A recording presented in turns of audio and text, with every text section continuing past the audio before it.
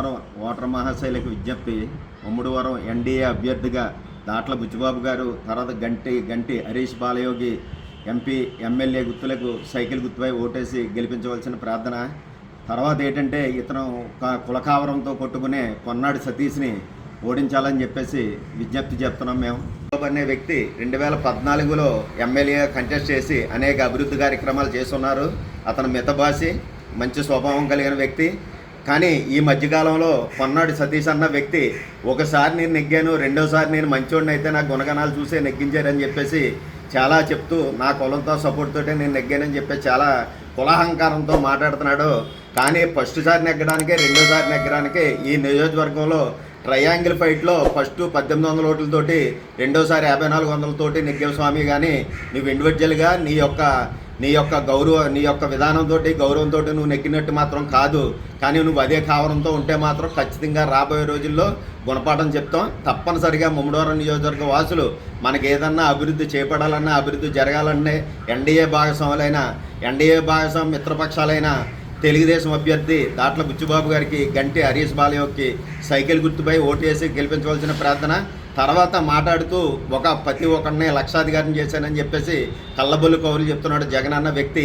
మీ దగ్గర 5 సంవత్సరాలకే 1,50,000 ఇచ్చి మీ దగ్గర నుంచి 5 నుంచి 6 లక్షలు అతను కాజేసేయడు. మీరు ఏమొద్దు, ఒక ఎలక్ట్రికల్నే తీసుకోండి. సామాన్య మానవుడు ఎలక్ట్రికల్లో డైలీ 200 వచ్చి బిల్లుకి 1000 రూపాయలు వచ్చింది. 1000 రూపాయలు ఇస్తే సంవత్సరానికి 10,000 అయింది. 5 సంవత్సరాలకే 50,000 ఒక బిల్లునే పట్టుకెళ్ళాడు. తర్వాత ఆయిలు, తర్వాత నిత్యావసర వస్తువులు.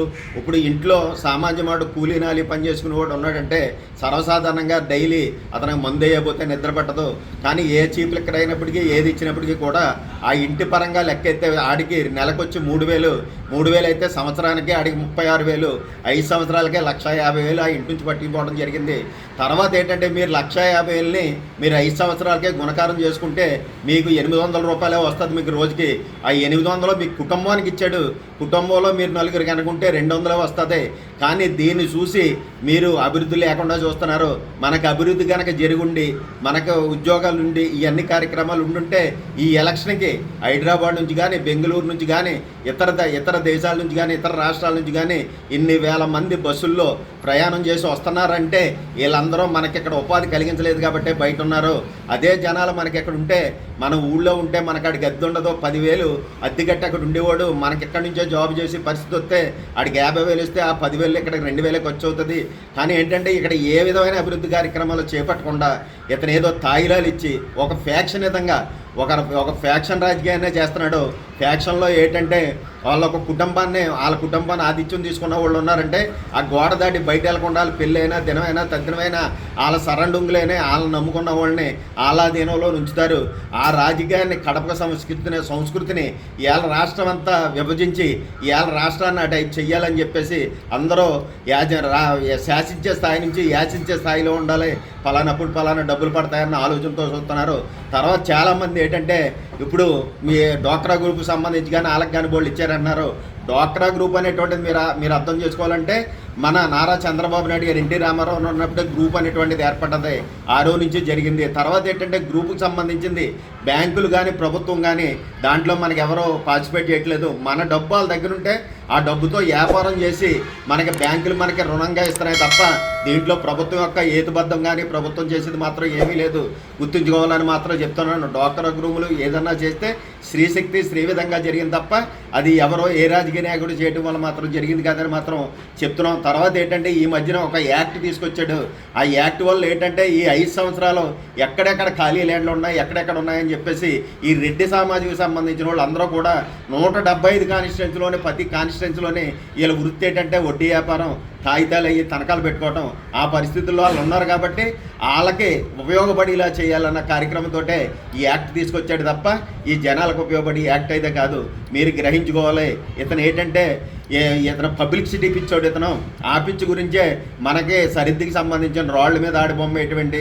తర్వాత ఏంటంటే చరిత్రాతన తాతల నాటి నుంచి ఉన్న ఇవాళ భూమికి మన ఫోటో పెట్టుకోవడం కానీ ప్రభుత్వం లోగో పెట్టుకుని ఇవ్వాలి. ఈ అధికారులు అనేటువంటి వాళ్ళు ఈ అధికారానికి సంబంధించింది ఇది రాజరకం కాదు. మనకి ఒక పరిపాలన ఇది 5 సంవత్సరాలు ఇది ఉండొచ్చు, లేకపోవచ్చు. గట్టిగా చెప్తే 10 సంవత్సరాలు ఉండొచ్చు. 10 సంవత్సరాల తర్వాత ఇంకొకటి వస్తే మళ్ళీ ఈ పాస్పోర్ట్ సైజులు ఏమన్నా మారుతారా లేదా? అందుకే ఇది మాత్రం హేతుబద్ధంగా కూడా లేదు. దీని గురించి ఏంటంటే మాట్లాడితే మేము ఫోటో స్టాట్ కాదు ఒరిజినల్ ఇస్తున్నామని ఈ మధ్యన కొన్ని కళ్ళబోలు చెప్తున్నారు. అది తీసుకోకండి, అందులో ఫోటో స్టాట్ ఒరిజినల్ అన్న సెకండరీ. కానీ దీన్ని ఏంటంటే కోర్టుకు కూడా వెళ్లకుండా, కోర్టు అజమాయిషీ లేకుండా ఒక రెవెన్యూ స్థాయి అధికారి, ఒక ఎడిషనల్ ఎస్పీ స్థాయి అధికారిని పెట్టాడంటే ఒక ఎస్పీ ఒక కలెక్టరే ఈరోజు అధికార పార్టీ యొక్క కొనసాగుల్లో మెదులుతుంటే, ఆ వేళ మనకున్న పార్టీలో ఇవాళ 55% వచ్చినోడు ఎవడేదో 52% వచ్చినోడు నెగ్గుతాడు. కానీ ఎప్పుడు కూడా ఏ ఎలక్షన్ జరిగినప్పటికీ కూడా 48 లేదా 2-3% బ్యాలెన్స్ ఉంటుంది. అంటే ప్రభుత్వానికి ఓట్లు వేసిన వాళ్ళు కేవలం 4,20,00,000 ఉంటే అందులో 2,25,00,000 30,00,000 వాళ్ళకి వేస్తారు. ఏతాలు అవుతా అంటే కనవ 2 కోట్ల వాళ్ళు బయట ఉన్నారు. ఈ 2 కోట్ల వాళ్ళని వీళ్ళు అధికారం వచ్చిన తర్వాత అందరికీ సీఎం కింద గుర్తించకుండా, అందరికీ మినిస్టర్ కింద గుర్తించకుండా, ఎవరైతే ఓట్లు వేసారో, ఎవరైతే వీళ్ళకి ఆధిపత్యం ఇచ్చారో వాళ్ళకే సీఎం కింద బిహేవ్ చేస్తూ ఇన్నాళ్ళు ఈ 5 సంవత్సరాల్లోనూ రాజ్యాంగాన్ని నడిపెడుతున్నాం. ఇతను రాజ్యాంగం ఇతను ప్రవృత్తి మాత్రం కరెక్ట్ కాదు. ఇతను రాజకీయ నాయకుడు కాదు, ఇతను ఒక బిజినెస్ మ్యాన్. బిజినెస్ దృష్టిలో పెట్టుకునే వచ్చాడు. ఏదైతే మనకు శుభ్రమైన మైన్స్ ఉన్నాయో అతను కంట్రోల్లో పెట్టుకుని ఇసుక ఉంది. అతను ఏదమ్మినా అతను చేతులు వెళ్ళాలి, అతను డబ్బు వచ్చేలాగా మైన్స్లో ఇసుకనే క్వారీస్ని పెట్టుకున్నాడు. అలాగే బ్రావిస్ ఉంది, మన మందు ఉంది.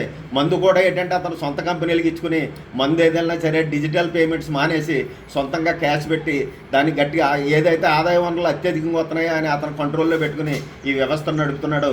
ఇటువంటి వ్యక్తి మళ్ళీ కనుక ఒక 5 సంవత్సరాలని ఈ రాష్ట్రాన్ని పరిపాలించే దౌర్భాగ్యం కనుక మనకు ఏర్పడితే ఖచ్చితంగా నేను అన్న ప్రకారంగా ఇందులో ఉన్న 48% జనాలు ఈ రాష్ట్రాన్ని వదిలి వెళ్ళిపోవటమో లేదా ఆడి దగ్గర మోసగలిగే పరిస్థితి మాత్రం వస్తుంది.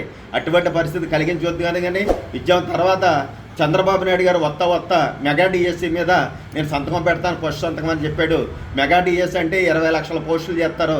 20 లక్షల పోస్టులు అంటే ఈడిచ్చిన 1,50,000కి 1,50,000 గ్రామ వాలంటీర్లు, పీజీ చేసిన వాళ్ళు, ఎంఎల్ చేసిన వాళ్ళు, తర్వాత మన పీజీ చేసిన వాళ్ళు అయ్యే ఉన్నారు అందరూనే.